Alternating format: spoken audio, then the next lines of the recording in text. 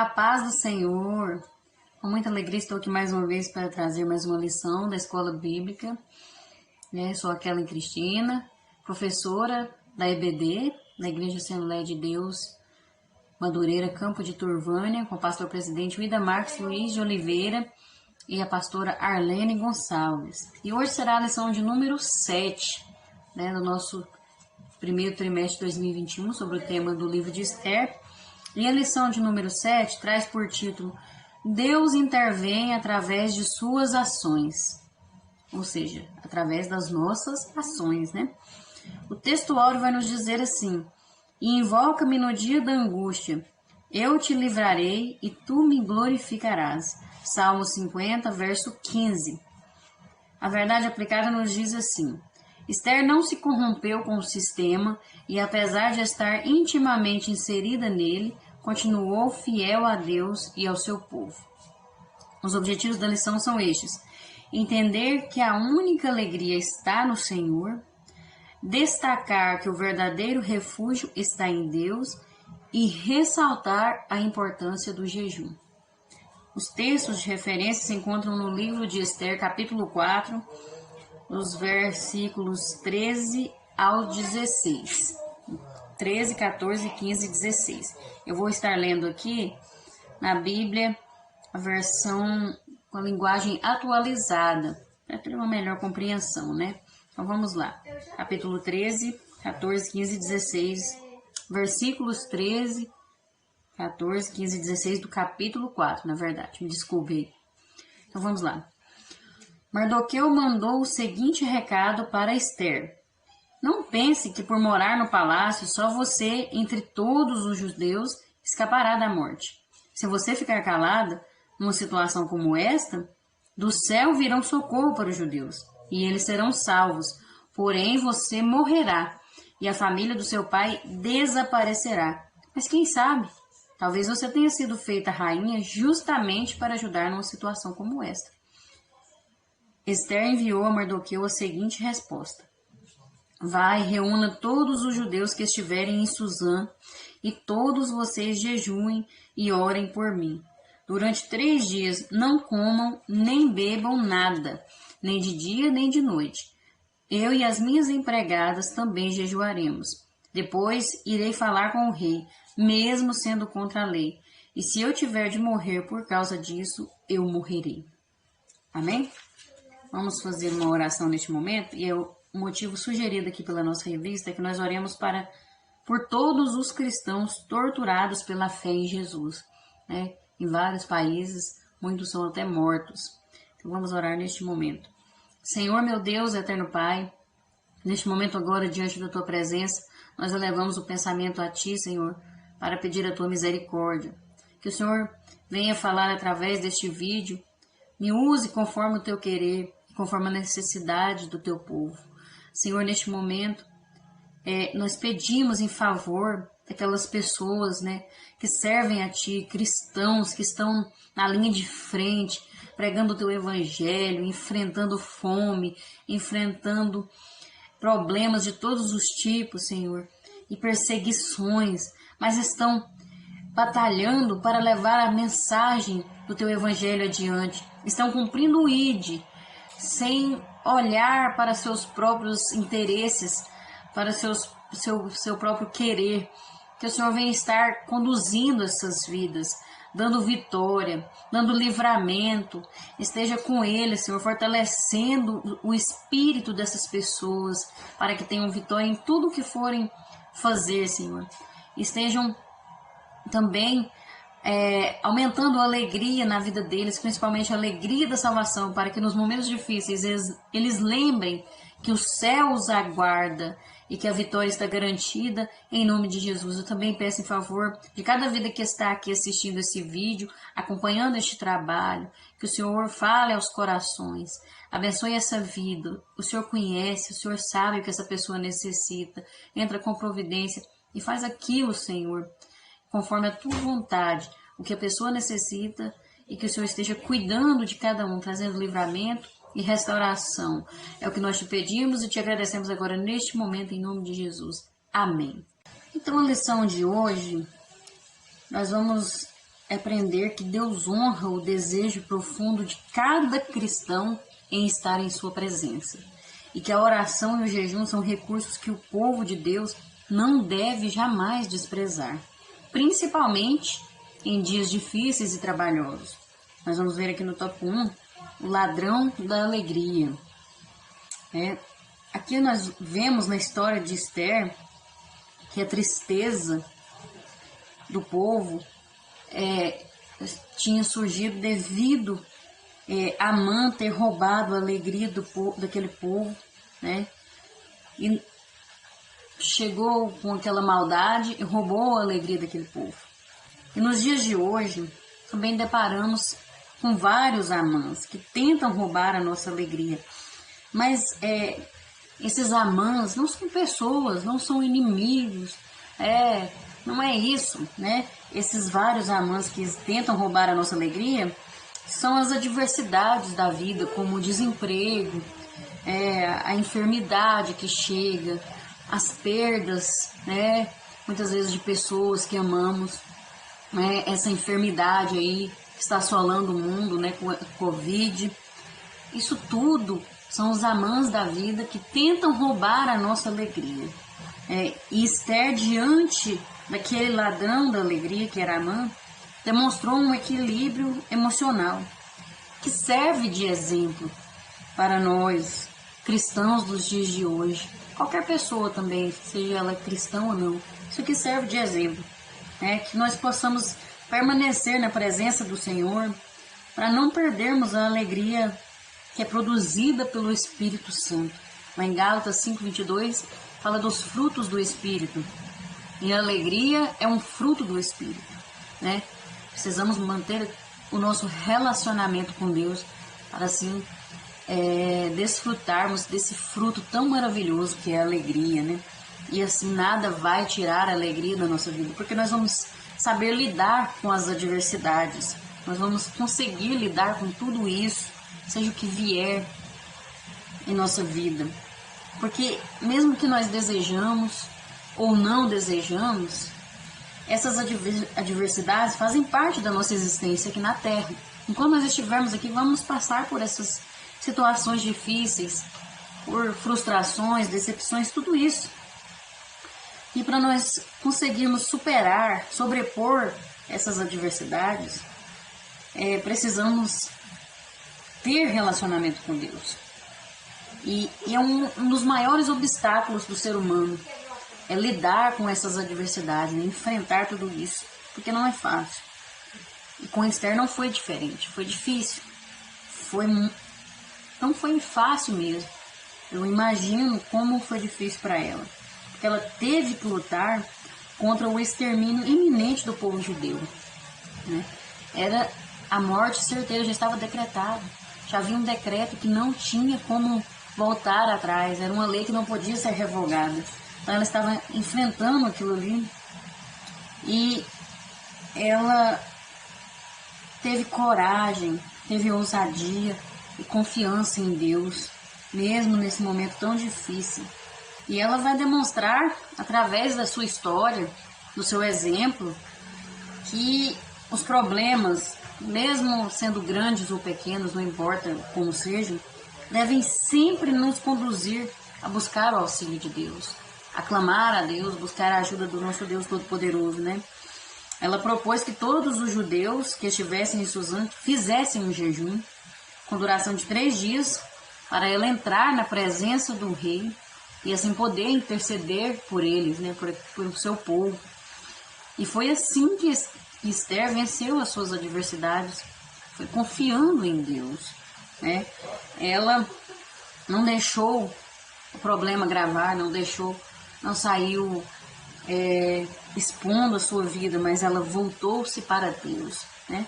Buscou a Deus, manteve o equilíbrio ali e clamou a Deus, né? Em jejum e oração.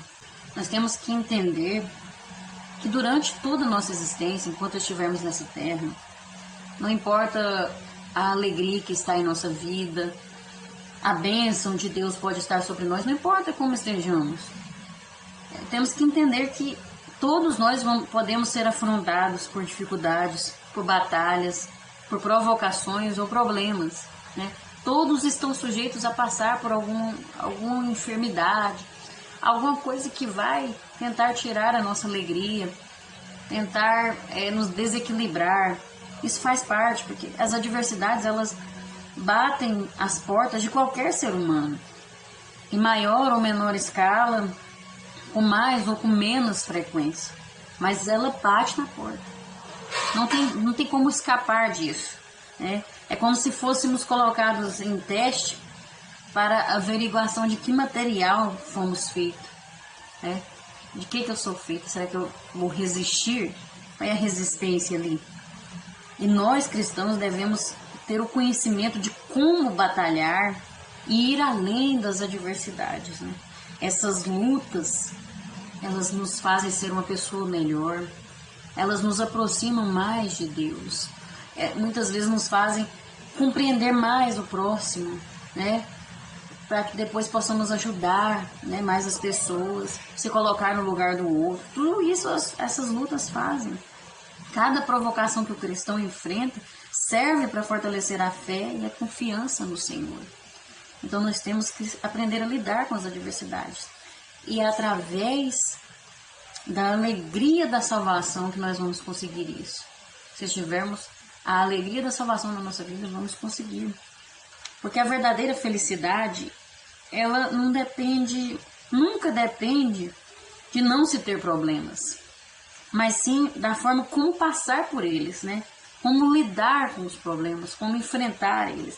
É essa que é a verdadeira felicidade. Esther, ela lidava com seus problemas sem se desesperar. Ela nunca perdeu a fé, né?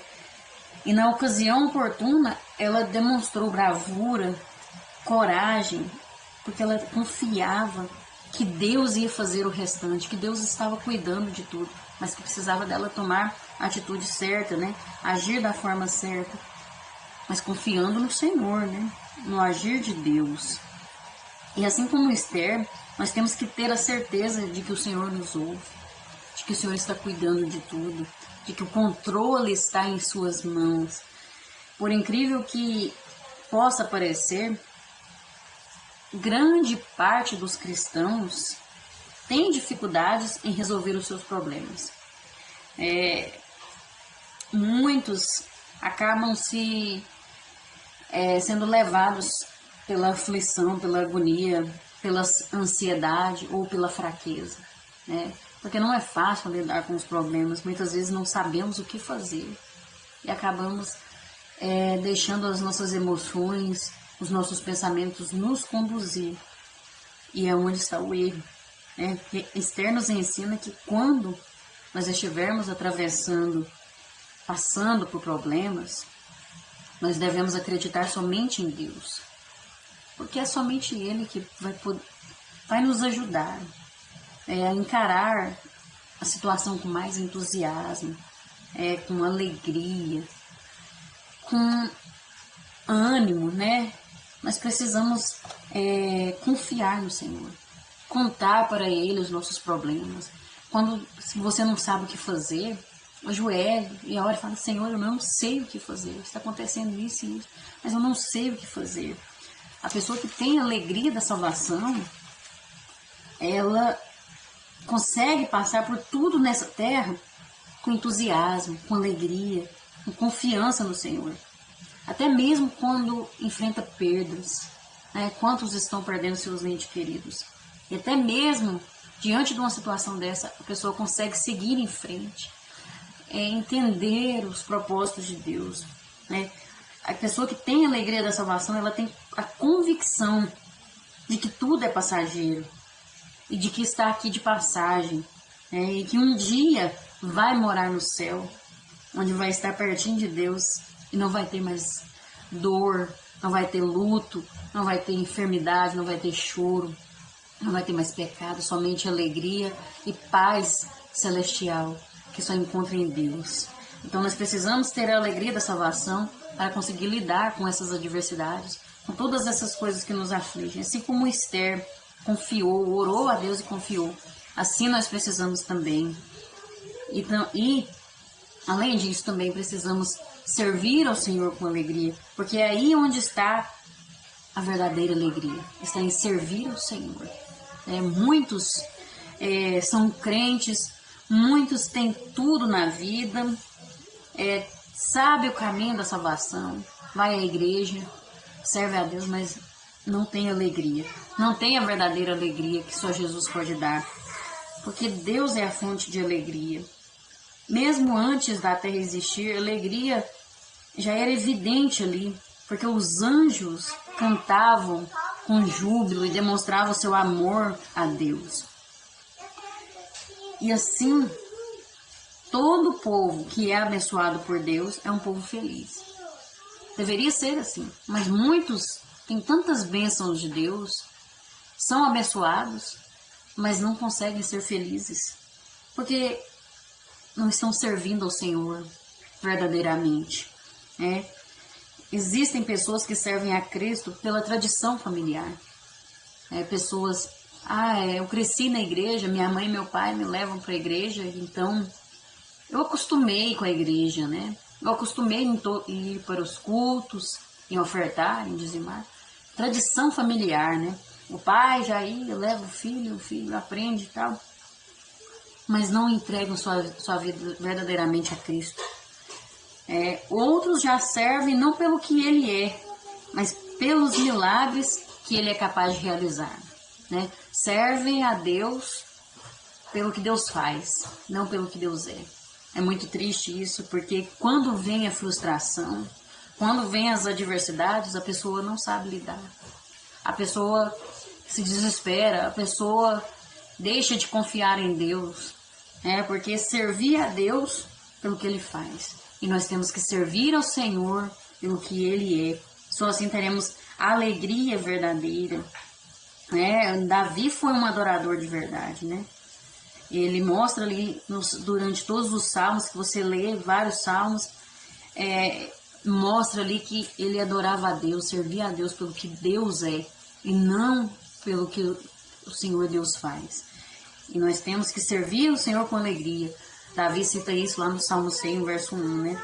E servir ao Senhor com alegria, servir ao Senhor, na verdade, ele abrange os mais dignos anseios do nosso coração, ou seja, o que está no íntimo de nosso ser, no mais profundo, é uma entrega total mesmo, porque o Senhor aprecia nossos pensamentos e anseios em relação ao nosso amor em adorá-lo. Portanto, esse sentimento de servir a Deus é muito diferente daquele manifestado quando nós servimos aos homens. Não pode ter barganha.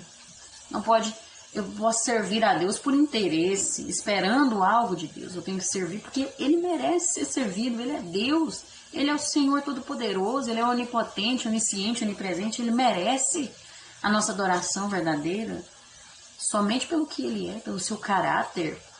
Ele não é homem para mentir. Ele não há sombra de dúvidas nesse Deus maravilhoso.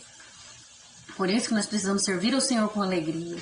Porque assim, e esse servir com alegria é deixá-lo orientar a nossa vida, conduzir a nossa vida, é guiar-nos nos nossos anseios, com os seus ensinos, é sentir satisfação na correção do Senhor, por exemplo, no culto de ensino, na escola bíblica, quando o Senhor fala e ataca no lombo assim, chega tarde, mas a gente sente alegria, sente satisfação. Isso é servir ao Senhor.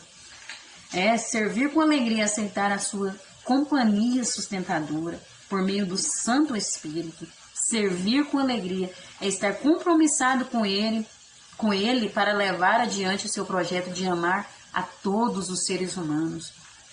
Servir com alegria é caminhar, sabendo que nossos pecados foram perdoados na cruz. Glória a Deus, veja que maravilhoso. Vamos servir ao Senhor, porque assim vamos ter a verdadeira alegria, que é a alegria da salvação, né? E vamos poder lidar com as adversidades. Amém? Tópico 2 vai falar: o verdadeiro refúgio está em Deus. Glória a Deus. Segundo a tradição persa, nenhum homem ou mulher poderia entrar na presença do rei sem ser chamado. O rei é que tinha que chamar aquela pessoa para estar ali na presença dele. No passado, os crentes enfrentavam seus problemas na oração e no jejum. Veja, o problema de Esther era entrar na presença do rei, né? Conseguir entrar sem ser morta.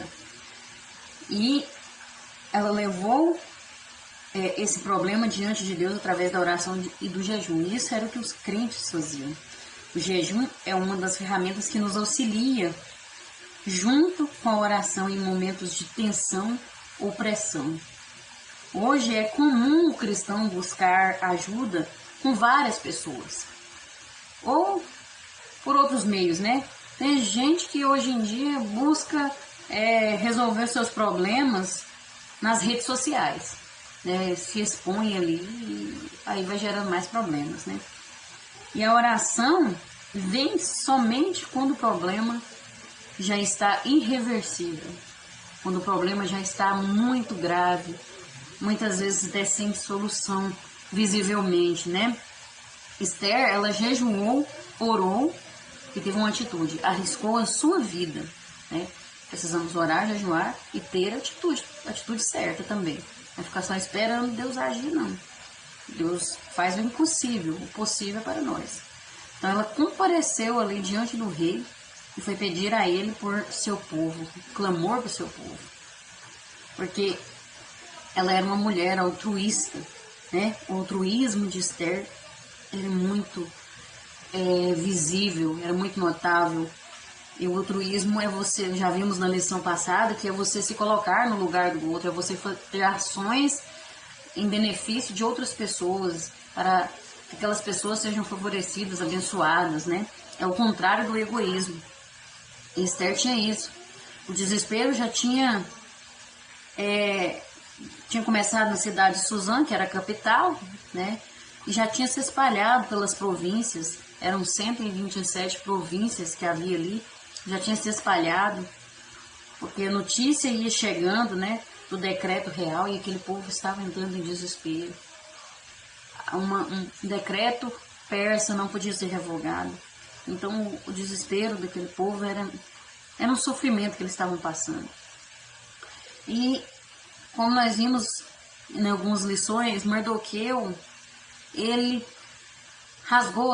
tirou as suas vestes e colocou vestes de saco, né? Panos de saco que mostram a humildade, o quebrantamento da pessoa, e saiu pelas ruas clamando, né, por misericórdia, clamando a Deus, fazendo um clamor, porque a tristeza que ele sentia era muito grande. Nós já vimos sobre isso.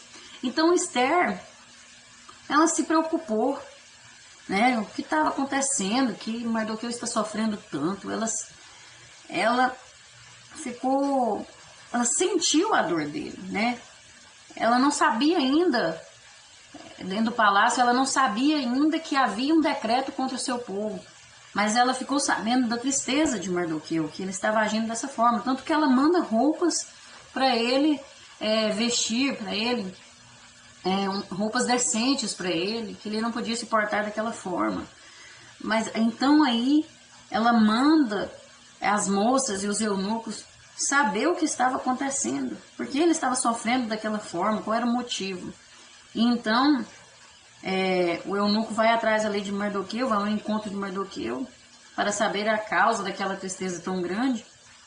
E Mardoqueu então conta a ela, manda a informação sobre a maldade tramada por Amã, que era para destruir aquele povo. Então aí Esther fica sabendo realmente o que estava acontecendo, né? Por que ele estava tão abalado, tão triste. E aí então ela teve que orar a Deus, se voltar para Deus e esperar uma resposta de Deus, né? Qual seria a atitude que ela iria tomar, qual era o direcionamento que Deus ia dar a ela. Ela fez aquele clamor para fazer o jejum, né? E a espera por uma resposta do Senhor é uma espera doída, é uma espera que não é fácil, né? Não há dúvida sobre isso, mas é na esperança que nós saboreamos nosso relacionamento com Deus, né?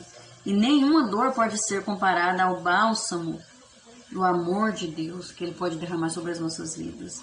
Né? Esther, ela sabia que a única saída era o Senhor.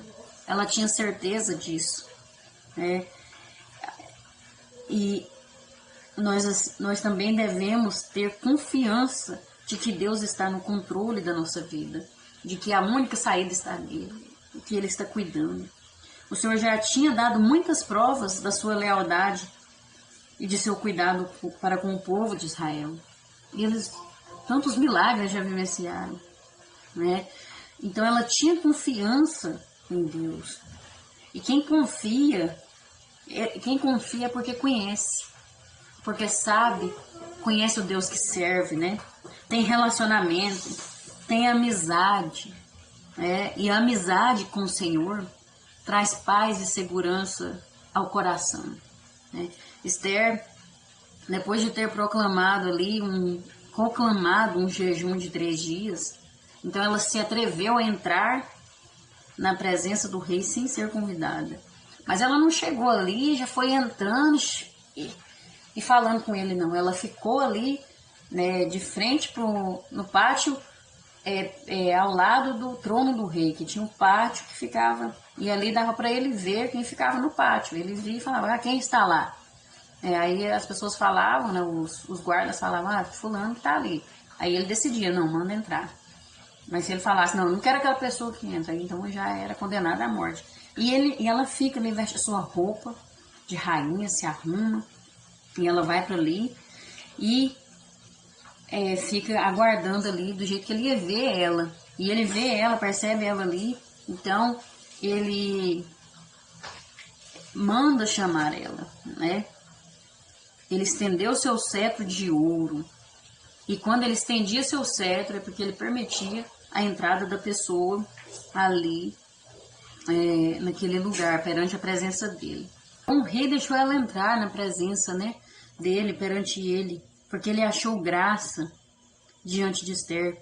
Foi achado graça aos olhos do rei, a presença de Esther ali, porque ela já tinha colocado a sua esperança em Deus desde o início, confiou no Senhor, né? Ela sabia que essa era a única saída.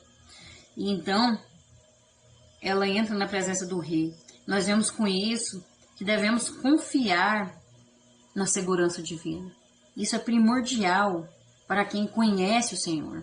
Porque quem conhece, confia, né? Descansa, sabe que Deus está cuidando, sabe que Deus está no controle, que Ele vai agir, né? Hoje nós podemos nos achegar diante do trono da graça, assim como Esther conseguiu chegar na presença daquele rei. Nós também podemos chegar diante do trono da graça de Deus, com confiança em Jesus Cristo, que intercede por nós e nos abriu um novo caminho. Ele abriu um novo caminho para nós através do sacrifício que Ele fez na cruz do Calvário. E esse novo caminho não é um caminho só de bênçãos, mil maravilhas, um conto de fadas, não. Né? Deus nunca nos prometeu que não encararemos dificuldades ou dor.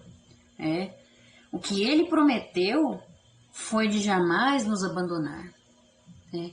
Foi que nós estaríamos passando por dificuldades, tribulações, aflições, mas que seríamos vencedores se estivéssemos ligados a Ele, né? Porque Ele vai estar conosco, é uma promessa que Ele fez. Jesus Cristo, lá na cruz do Calvário, levou todas as nossas iniquidades, a dor, a doença, a tristeza, Ele já levou sobre si. E esse Cristo, segundo as Escrituras, não é um protetor frio e sem emoção, né? Jesus não só sente a nossa dor, como também se compadece por nós. Prova disso nós vemos quando Ele chorou sobre o túmulo de Lázaro. Ele sentiu a dor. Isso mostra que o Senhor sente e chora as nossas dores conosco. Por isso nós devemos confiar, entregar tudo para o Senhor. E mesmo com as enfermidades, com as dores, com as lutas, com as perdas, Ele tem um bálsamo que pode ser derramado sobre as nossas vidas. O bálsamo do amor de Deus. é o que cura as nossas feridas, né? As escrituras nos relatam que aquele povo, o povo de Deus, vivia uma dura escravidão. Era um povo que era escravo, né? Estava numa terra, fora da terra deles, né? Longe de Jerusalém, sendo escravo. E as coisas ainda pioraram, né? Uma lei cuja ordem era matar todos os judeus. Estavam passando por problemas. Era um povo de Deus passando por quase que um extermínio, né? Uma ordem de extermínio, passando por dificuldades. Dessa agonia, então, emerge um grito de dor que sobe ao céu.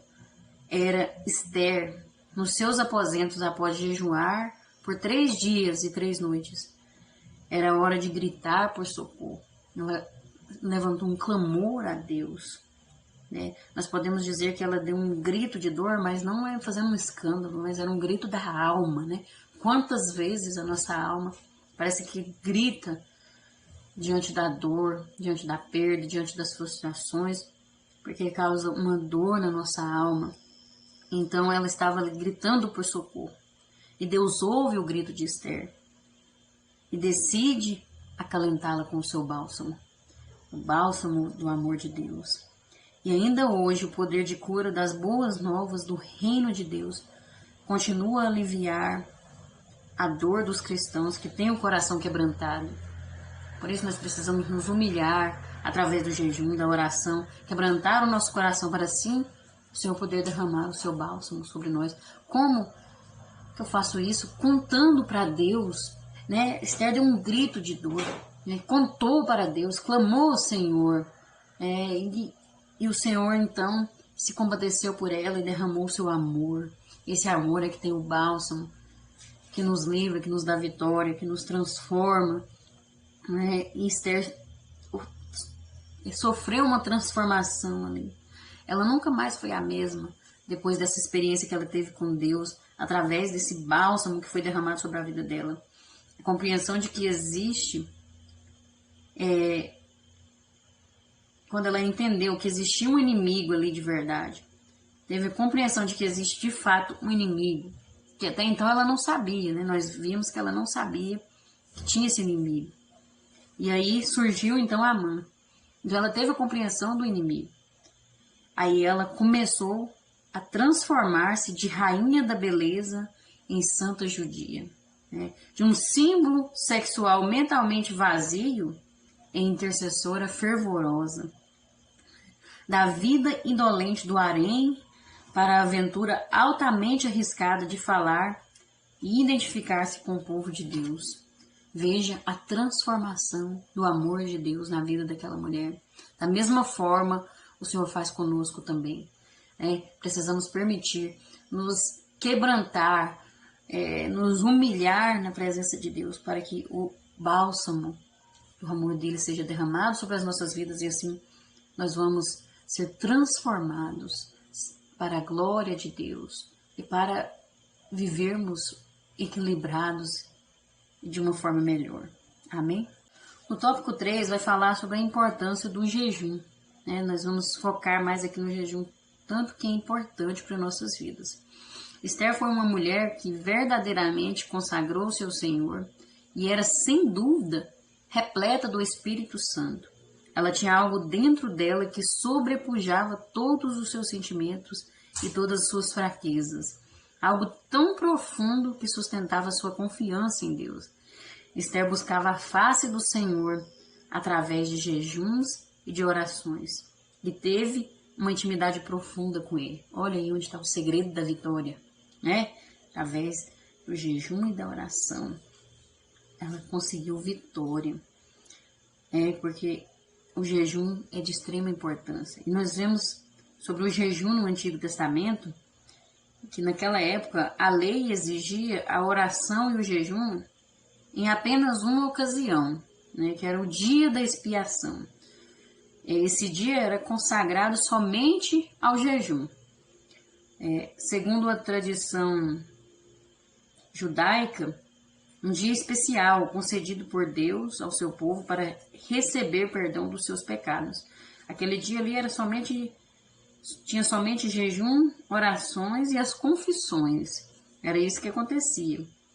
Nesse dia, o sumo sacerdote fazia expiação por todo o povo. A finalidade do dia da expiação era apresentar sacrifício a Deus para conseguir o perdão pelos pecados do povo hebreu e fazer o povo procurar o favor diante dele. Era o dia mais importante do ano para os israelitas, esse dia. Mesmo que diariamente os sacrifícios eram oferecidos, né? Tinha os sacrifícios, todos os dias eram oferecidos sacrifícios de paz, várias ofertas, né? Então tinha vários sacrifícios, todo dia tinha algum sacrifício sendo oferecido. Mas nesse dia era especial, porque nesse dia todas as pessoas buscavam a Deus para serem perdoadas, né? Buscavam o perdão de seus pecados. E nós vemos também alguns homens que se valeram da prática do jejum e foram sustentados por Deus. Moisés, ele jejuou durante 40 dias e 40 noites lá no Monte Sinai, quando estava recebendo a lei de Deus. Também o rei Josafá convocou todo o povo para que jejuasse, quando eles estavam prestes a ser atacados pelos moabitas e os amonitas. Então, convocou o povo, crianças de todas as idades, mulheres, para fazer aquele jejum. E sempre essas pessoas que jejuavam, oravam também, era jejum e oração. Também Jonas, quando Deus mandou ele ir a Nínive pregar, né, que teve toda aquela repercussão, e no final ele foi para lá, em resposta à mensagem que ele pregou para aquele povo, os homens de Nínive jejuaram e se adornaram com pano de saco. E fizeram isso porque estavam arrependidos dos seus pecados, né? Pedindo o perdão de Deus. Davi também jejuou. Veja, ele jejuou quando tomou conhecimento de que o rei Saul e seu filho Jonatas tinham sido assassinados. E ele também jejuou em outro momento pela vida de seu filho com Batseba. É interessante que Davi, nessa passagem aqui, quando ele pediu em favor de seu filho, ele pediu um sim de Deus, que Deus salvasse o seu filho, que não morresse, né? Mas Deus disse não. A resposta de Deus para ele foi não. E levou o filho dele, né? Neemias orou e jejuou ao ficar sabendo que Jerusalém ainda estava em destroços. Olha, o rei Dario não era cristão, não era judeu, né? Jejuou a noite inteira por ter sido constrangido a jogar Daniel na cova dos leões. Veja quantas pessoas se valeram do jejum, da prática do jejum e da oração. E eu achei muito importante essa passagem de Davi, quando Deus disse não a Davi. Porque muitas vezes nós oramos, jejuamos em favor de alguma coisa e a resposta de Deus é não. Nós temos que entender que a nossa oração, o nosso jejum tem que ser para que Deus faça a vontade dele, né? Para que ele cumpra o querer dele. Porque Deus levou o filho de Davi, porque senão era ele que ia morrer, porque o pecado que ele tinha cometido era muito, muito grave. E Deus levou um inocente para que o pecado dele fosse perdoado. Por isso é importante nós meditarmos, né? E também vamos falar um pouco aqui sobre o jejum do Novo Testamento, que também da mesma forma é de extrema importância e muitos se valeram também no Novo Testamento dessa prática que não deve ser esquecida. E a Bíblia menciona que Ana não se afastava do templo, sempre servindo a Deus, noite e dia, em jejuns e orações. João Batista também ensinou seus discípulos a jejuar. Jesus jejuou antes de ser tentado por Satanás. A igreja de Antioquia jejuou antes de enviar Paulo e Barnabé em viagem missionária. Paulo e Barnabé também clamaram e jejuaram antes da instituição dos anciãos nas igrejas. Olha a importância do jejum e da oração. Nós temos que tornar isso uma prática na nossa vida, né? Jejum e oração. Porque o jejum, ele sempre está junto com a oração. Sempre que fazemos um jejum, a oração está junto, né? Então, duas armas muito poderosas. Veja quantas pessoas, homens de Deus, pessoas até que não eram povo hebreu, né? Era ímpio, também jejuaram, né? E é importante nós entendermos que o jejum é muito importante para a nossa vida, né? E nós vamos ver aqui que ele deve fazer parte de nossa vida sendo exercitado de forma tranquila dentro dos padrões bíblicos. É muito importante nós observarmos se estamos fazendo da forma correta. E nós vamos ver aqui o que Jesus ensinou sobre o jejum. Muitos cristãos ignoram o que a Bíblia diz sobre o jejum. Ou receberam um ensino distorcido, ou não receberam ensinamento algum sobre esse assunto. O jejum, ele é algo tão íntimo que se uma pessoa descreve a você como ela faz o jejum, já não seria um jejum autêntico. A palavra de Deus fala sobre isso lá em Mateus, Jesus falando, quando você for jejuar, não faça como os hipócritas, né? Que eles jejuam, não lavam o seu rosto, ficam abatidos, faz aquelas orações na frente de todo mundo em voz alta para aparecer, para se mostrar. O jejum é algo muito íntimo. Nós não podemos sair falando quantas vezes nós jejuamos,